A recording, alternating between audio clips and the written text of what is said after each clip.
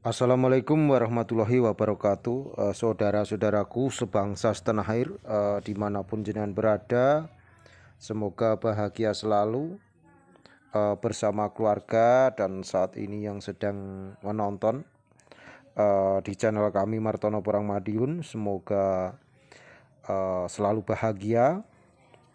Tak lupa, jangan lupa di subscribe, di like, komen maupun di download apabila konten ini bermanfaat. Semoga ke depan kita semua, khususnya pecinta porang, pembudidaya porang, selalu semangat dan yang jelas harganya untuk tahun 2022 bisa stabil dan baik lagi. Amin. Saudara-saudaraku sebangsa setanah air, kali ini kita akan menyampaikan yaitu error dalam budidaya porang. Ada 7 error dalam budidaya porang. Yang pertama adalah SIP. SIP adalah istilah di petani Jawa itu karena kurang tepat, bisa terlambat. Katakanlah kalau porang itu ditanam di awal lebih bagus, misalnya kita tanam bulan 9, 10, 11 dan ketika kita terlambat, katakanlah kita tanam bulan 12, kita menggunakan bibit katak ataupun umbi, itu pertumbuhannya juga nanti akan terlambat. Tidak seperti ketika kita tanam sebelum musim penghujan, katakanlah sebulan 2 bulan sebelum musim penghujan, masa lembab panas, itu untuk jenis umbi-umbian sangat bagus untuk ditanam di saat itu. Tetapi ketika tanamnya terlambat, itu pertumbuhannya akan kurang bagus. Bisa dikatakan kalau istilah petani, lemai wis adem atau tanahnya sudah dingin. Berarti masa lembab sudah lewat, karena untuk penumbuhan calon akar dan calon tunas itu membutuhkan kelembapan di suhu udara tertentu. Jadi yang pertama adalah keterlambatan tanam. Terus ada pertanyaan, ketika bulan 1 seperti ini yang cocok itu tanam pakai bibit apa? Kalau bulan 1 seperti ini yang cocok adalah pakai bibit dari polybekan atau bibit yang sudah tumbuh, istilahnya cuma pindah hidup. Kalau bulan 1 seperti ini kita tanam pakai bibit katak sudah terlambat, pakai bibit bunga sudah terlambat, pakai bibit umbi juga sudah terlambat. Walaupun nanti tumbuh tapi pertumbuhannya kurang bagus atau tidak bisa maksimal seperti itu. Jadi yang pertama adalah terlambat ataupun SIP. Yang kedua, salah memilih bibit. Salah memilih bibit, yang pertama adalah bibit kualitas. Satu, bibit Dorman asli kalau dari katak. Kalau dari katakanlah dari spora, itu spora yang sudah bertunas yang ditanam atau di bedeng. Atau kalau dari umbi, usahakan umbi yang sudah tua. Jadi umbi digali sekitar bulan 7-8, itu digalinya kalau pakai bibit umbi. Jadi kalau pakai bibit umbi digali bulan 4, 5, 6 atau digali di bulan awal, itu kurang bagus karena rentan dengan jamur, rentan dengan kering, juga rentan dengan bakteri luka dalam. Jadi pemilihan bibit dan penggunaan bibit, seperti halnya untuk bulan 1 ini bibit yang cocok yang dipakai adalah polybekan. Kalau katakanlah bulan sebulan atau 2 bulan sebelum hujan, itu bibit-bibit pakai bibit umbi, pakai bibit katak atau pakai bibit spora yang bagus untuk dipakai. Jadi pemilihan bibit, kalau salah memilih kualitas dan salah cara memilih bibit bisa juga berakibat fatal ataupun error. Terus yang ketiga, kita salah pupuk. Salah pupuk di sini ada beberapa jenis, yaitu cara atau teknis memupuk. Pemupukan yang terlalu dekat. Misalnya kita pakai NPK yang buatan pabrik. Terlalu dekat dengan pangkalnya bisa juga mengakibatkan nanti akan gosong, akan juga melepuh, akan juga busuk. Juga pemupukan kena daun nanti akan berakibat bolong, akan berakibat terbakar dan sebagainya. Begitu juga ketika kita memakai pupuk salah pupuk, misalnya pupuknya pupuk kohe yang belum difermentasi atau pupuk organik yang memang fermentasinya belum selesai, itu juga bisa mengakibatkan jamur. Bahkan dari pupuk organik ini banyak sekali terjadi busuk pangkal batang. Jadi penyakit busuk pangkal batang itu banyak diakibatkan oleh pupuk organik. Jadi ini errornya pupuk organik. Jadi tidak semua pupuk itu terbaik. Jadi pupuk organik pun juga ada errornya.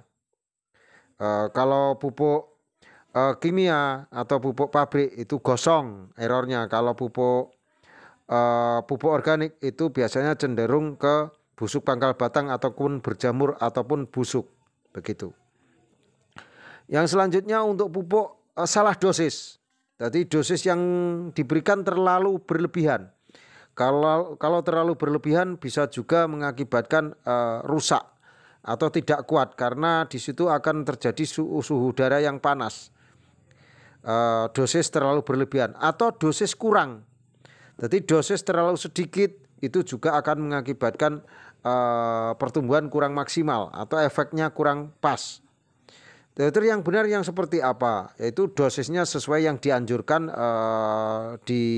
yang tertera sesuai dengan pola pemupukan seimbang. Itulah yang terbaik. Saudaraku, yang keempat adalah metode. Metode tanam. Jadi kita harus mempelajari tingkat dasar untuk menjadi seorang petani. Misalnya kita tanam di tanah yang miring, kita tanam di tanah yang datar, atau kita tanam di naungan, atau kita tanam tanpa naungan. Suhu udara perlu diperhitungkan untuk metode tanam, karena metode tanam ini ada siklusnya bersama alam setempat. Kita nggak bisa merubah alam, tapi kita bisa menyesuaikan alam setempat dengan porang, hakikat porang aslinya. Jadi nggak bisa kita serta-merta asal tanam, nggak bisa. Misalnya di tanah kemiringan.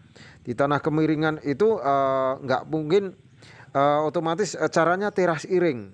Nggak mungkin kita gelut-gelut seperti di tanah datar. Kalau kita di tanah datar otomatis drainasenya gimana caranya agar air itu tidak menggenang di pangkal batang porang, akhirnya seperti itu.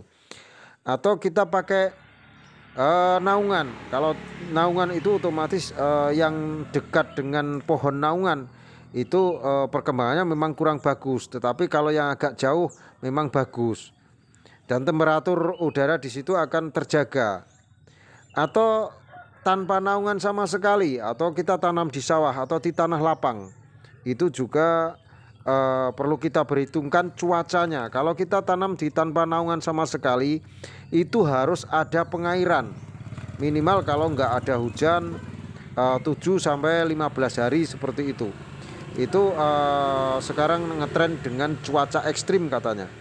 Itu sebenarnya nggak masalah kalau tanpa naungan pun. Kalau nanti nggak hujan sampai seminggu atau 15 hari itu kita bisa mengasih asupan impus air, misalnya dilep atau diberi pengairan. Kalau di situ ketersediaan pengairan itu nggak masalah. Tapi kalau di situ nggak ada ketersediaan pengairan, otomatis pakai alternatif, yaitu kalau memang nanti nggak hujan ditutup dengan paranet. Itu juga cara-cara yang perlu diperhitungkan. Itu untuk metode. Kalau hukum alam ini tidak kita patuhi, maka juga akan mengakibatkan pertumbuhan porang kurang bagus, ataupun bisa juga kita gagal panen. Yang kelima, saudara-saudara, ya, yang kelima adalah pahami cuaca. Jadi pahami cuaca, kultur daerah setempat juga. Daerah setempat itu cuacanya dingin, panas, berkabut, atau bagaimana. Itu juga biasanya ditentukan dengan MDPL. Kalau dataran tinggi otomatis dataran tinggi sedang, otomatis itu cuacanya sejuk. Kalau dataran tinggi otomatis itu daerah berkabut. Kalau daerah berkabut itu beda dengan daerah yang katakanlah MDPL di atas 800, itu beda dengan MDPL 500, 600. Terus atau di dataran rendah itu yang panas. Jadi kita harus mempelajari cuaca daerah setempat karena itu juga akan menentukan pertumbuhan porang di suatu hari nanti. Tidak seperti yang asal tanam gitu. Yang keenam adalah salah panen. Nah, ini ketika kita sudah panen. Yang keenam salah panen atau ketika kita sudah panen. Misalnya kita panen pertama biasanya bulan 4 kalau iklim Jawa. Bulan 4 itu sudah mulai panen katak. Panen katak itu harus katak itu sudah lepas sendiri, dorman, lepas sendiri dan dia tua. Itu baru bisa dipanen. Lepas sendiri, jadi batangnya sudah tidak ada. Itu nanti akan menghasilkan katak yang berkualitas, untuk dijadikan bibit lagi juga akan berkualitas. Tidak seperti ketika belum waktunya lepas, sudah dipaksa lepas, itu akhirnya kualitasnya bibit juga tidak akan maksimal atau tidak akan bagus. Begitu juga dengan panen umbi. Panen umbi itu usahakan umbi sudah tidak ada pohonnya. Dan juga umbi sudah gundil atau sudah tidak ada akarnya. Itu juga nanti rendemennya akan bagus atau kualitas padi atau glukomananya juga akan bagus kalau sudah seperti itu. Dan juga nanti harganya akan bagus karena repaksi juga nggak terlalu tinggi, karena kalau repaksi terlalu tinggi nanti juga akan mengurangi di harga dan biasanya harganya juga akan bagus. Begitu juga panen ini sangat menentukan nanti hasil dari panen kita. Usahakan dipanen bulan 6 ke atas lah. Kalau bulan 6 ke atas otomatis nanti kualitasnya akan bagus. Begitu juga ketika sudah, kalau bulan 6 kualitasnya akan bagus dan itu disukai oleh pasar. Dan yang ketujuh adalah salah pasar.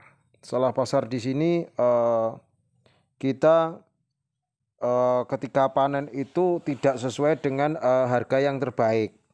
Misalnya bukan kita memanen bukan di harga yang terbaik, atau kita memanen kebutuhan pasar lagi lesu, atau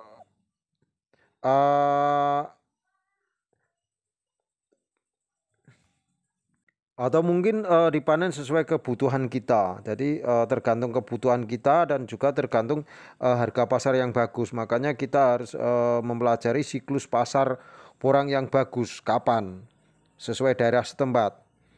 Dan yang terakhir juga kita harus pandai-pandai mengelola hasil kita, karena walaupun kita petani atau pembudidaya juga kita kembangkan lagi berkelanjutan. Katakanlah kita sekarang tanam satu lokasi, tahun depan 2 lokasi, tahun ketiga bisa juga ditambah menjadi 5 lokasi seperti itu. Walaupun itu tidak segampang yang dikatakan, tetapi kan kita arahnya ke depan. Jadi untuk saudara-saudaraku 7 error dalam budidaya porang ini perlu kita pelajari.